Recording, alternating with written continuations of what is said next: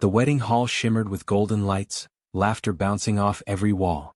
She sat quietly at the table reserved for the father, her fingers twisting a napkin nervously in her lap. She wasn't sure why she had even come. The bride was a distant cousin, and the rest of the room was filled with unfamiliar faces. Her eyes drifted around the hall, catching glimpses of groups sharing jokes, friends clinking glasses, and couples holding hands, but no one looked her way. A sense of isolation weighed on her, growing heavier with every toast, every smile, every shared memory that had no place for her. For a moment she considered leaving quietly, slipping out unnoticed, but then a calm voice broke through her thoughts.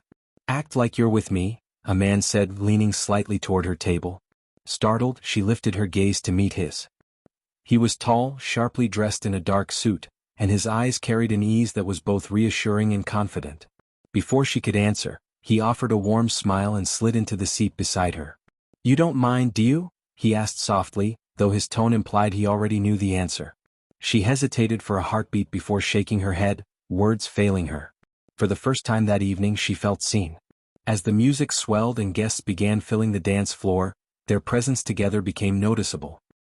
He rested an arm along the back of her chair, leaning in casually as if they had known each other for years.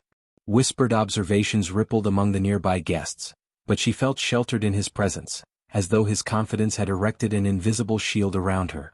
They started talking quietly, about weddings, the chaos of social gatherings, and small life anecdotes. His voice was steady and inviting, never intrusive, coaxing her to open up.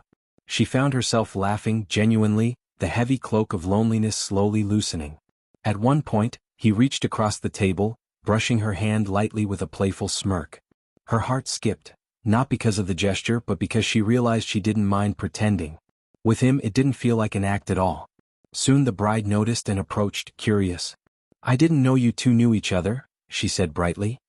He responded smoothly, old friends catching up, offering her a glance that encouraged her to play along.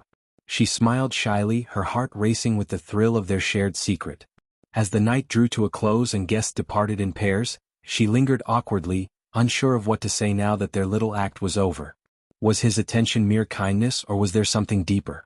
Outside, the glow of streetlights painted soft shadows around them. "You seemed like you needed someone tonight," he said simply, his tone sincere. She felt a lump in her throat. "You were right." "Thank you," she whispered, her voice wavering.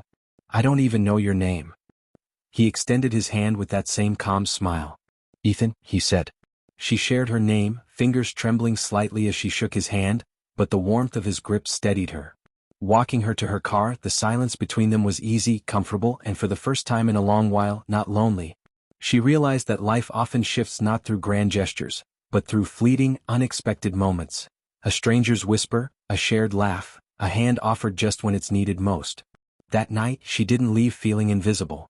As he opened her car door, she lingered, stealing one last look at him. The air was cool, yet her heart felt lighter, warmer. "Maybe we'll meet again," she murmured, half afraid to hope. He simply smiled that familiar, reassuring smile and nodded. As she drove away, she replayed the evening in her mind, the whispered words, the laughter, the comfort of not being alone.